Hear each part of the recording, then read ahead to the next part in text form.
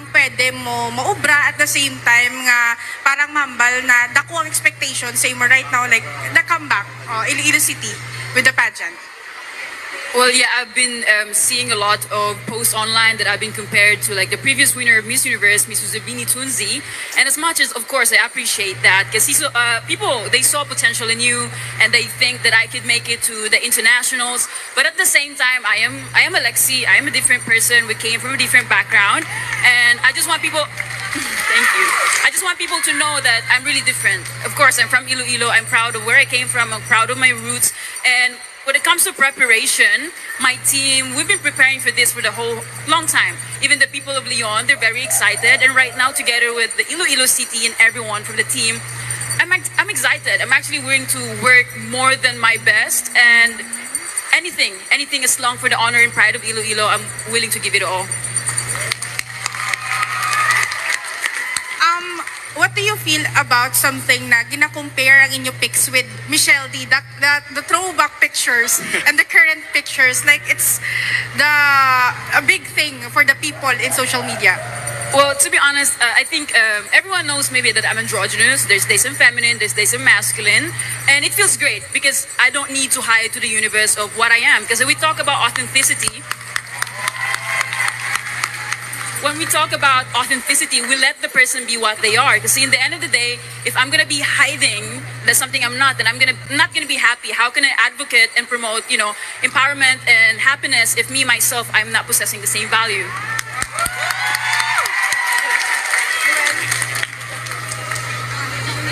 With those answers, we can confidently say that Iloilo City will bring home the crown for Miss Universe 2024. Yes, of course, Alexi, what's your promise to the Ilonggos, or to the universe, rather? Well, before I tell them about my promise, I would like to thank everyone first, especially my mayor in Leon, Mayor Malin, to the congressman of 2nd District, especially to Lula Basing, and to the org of Miss Iloilo. Thank you all so much for believing in us. I don't think there's something that I can promise because I'm an athlete, so I'm the type of person who's gonna do the work. So what am I gonna do is I'm gonna try to bring Iloilo to greater heights, not just national but internationally, regardless if it's sport, beauty pageant, or anything. That's one thing I think I can promise, and I'll try to give my best to it. Thank you. There you go, Iloilo. Once again, you have a big round of applause. Show some love for the Ilonggo Queen. We've heard that the Miss Universe Philippines 2024 will be a comeback of beauty queens. How ready are you to take the challenge? Thank you. Good afternoon. Good evening, everyone. Well, to be honest, I've been preparing for this competition ever since I was a child. I don't know if someone saw my post on my Facebook way back 2017 that I have been manifesting about this. So I think I'm more than ready, like 300% or 1000%. As long as for Iloilo, I'm gonna do my best. I'm gonna give it my best, and I'll try to win the crown. Alexi is ready to bring home the crown, but Iloilo, are you ready to support? Hello, Cruella! Siyempre, napanood ba ninyo ang video ni Miss Alexi Brooks? Alexi May Brooks, diba? At talagang nakaka-proud talaga na representative siya ng mga Ilonggo or representative siya ng Iloilo sa Miss Universe Philippines. Nakaka-proud na ganun yung kanyang insight pag ini-interview siya ng bonggang-bongga. Talagang kahit na kapit-bahay lang kami sa Aklan ako, ay talagang nakaka-proud na may ganong representative yung Western Visayas sa Miss Universe Philippines. O diba? Parang parang feeling ko tuloy din ako, Iloilo din ako, feeling ko tuloy Ilonggo din ako. Pero to be honest, mga magkapit-bahay lang na kami, at saka Ilonggo din naman yung roots ko, at saka Ilonggo din naman dito sa Aklan yung iba. Ayan! So, grabe yung talaga yung welcome parade, talaga yung mga taga Leon, Iloilo, talagang sinuportahan nila, inabangan nila ang pagbabalik ng kanilang queen, at grabe yung mga taga Iloilo sumuporta, talaga ay nakakalula, nakakakilabot, amazing yung mga estudyante doon sa parade, talagang welcome, ano ba tawag doon? Welcome party, or ano ba yun? Tama, basta parada. O diba, parang nanalo na si Miss Alexi May Brooks ng Miss Universe Philippines. Ano pa kaya kung manalo siya ng Miss Universe Philippines, no? O diba? I'm so amazed sa mga tao, sa pag-appreciate sa kanya. I'm so amazed sa mga taga Iloilo na mahal siya at suportado ka. Kung ganyan ba naman yung tagahanga mo, kung ganyan ba naman yung kababayan mo, ang sarap lumaban sa national pageant. Diba? Hindi kagaya ng iba na pinangalandakan na nga yung probinsya mo, tapos yung mga taga-probinsya mo ay walang pakialam sa iyo. O di ba, tapos kahit mga local government o mga may posisyon sa probinsya niya ay walang pakialam kahit nilaban mo na yung probinsya, no? O di ba, ang sarap-sarap sa feeling na sa welcome home parade. Ano ba tawag doon? Basta ganun.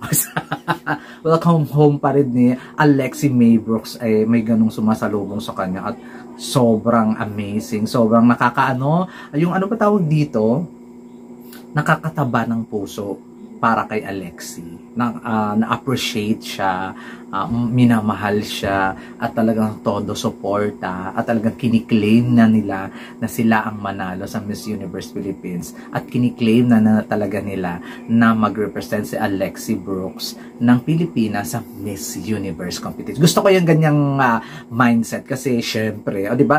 Pero hindi naman lahat, syempre, hindi taga Iloilo, pero kami mga taga Aklan, super support talaga kami kay Alexi May Brooks. Pero yung mga, syempre, yung mga taga Quezon, charot lang, taga Luzon or Mindanao, ay bitter na bitter. O syempre, kailangan pambato nila ang manalo sa Miss Universe Philippines. So, tingnan na lang natin kung kakayanin nila ang kapangyarihan ni Alexi May Brooks.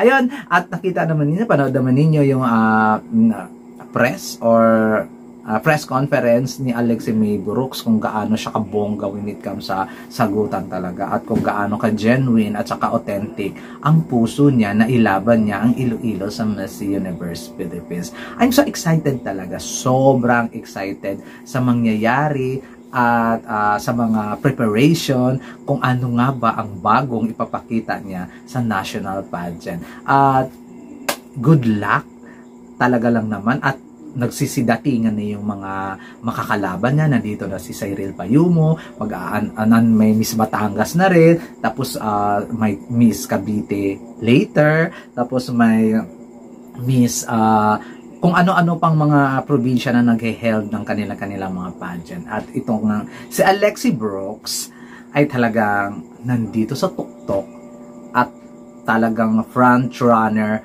so far sa mga nakilala natin doon, sa mga sure na talaga siya talaga yung pinaka front runner. And di ko alam kung yung mga appointed na mga accredited partner ng Miss Universe Philippines ay may aangat pa ba sa kanya, or siya na lang talaga ang magiging front runner, at talagang siya ba talaga ang makasungkit ng corona uli sa Miss Universe Philippines para sa mga Ilonggo, para sa mga taga Iloilo, lalong-lalo na sa mga Leon. There you go, guys. Maraming salamat. This has been Gazel Ortega. Sana na-enjoy ninyo ang press interview ni Miss Alexi May Brooks, at saka yung aking konting paghanga at saka pag-appreciate sa mga taga Iloilo na ang representative nila ay sobrang sinusuportahan nila ng bonggang-bongga, ng walang pag-iimbot, di ba, ng bonggang-bongga. Wala silang bitterness na kahit na nililigwak na tayo sa Miss Universe, push pa rin silang magpadala ng mga taga Iloilo sa Miss Universe. At ganitong suporta yung lahat ay ganitong suporta ang gusto. Maraming salamat din sa Gazel Ortega. Paalam.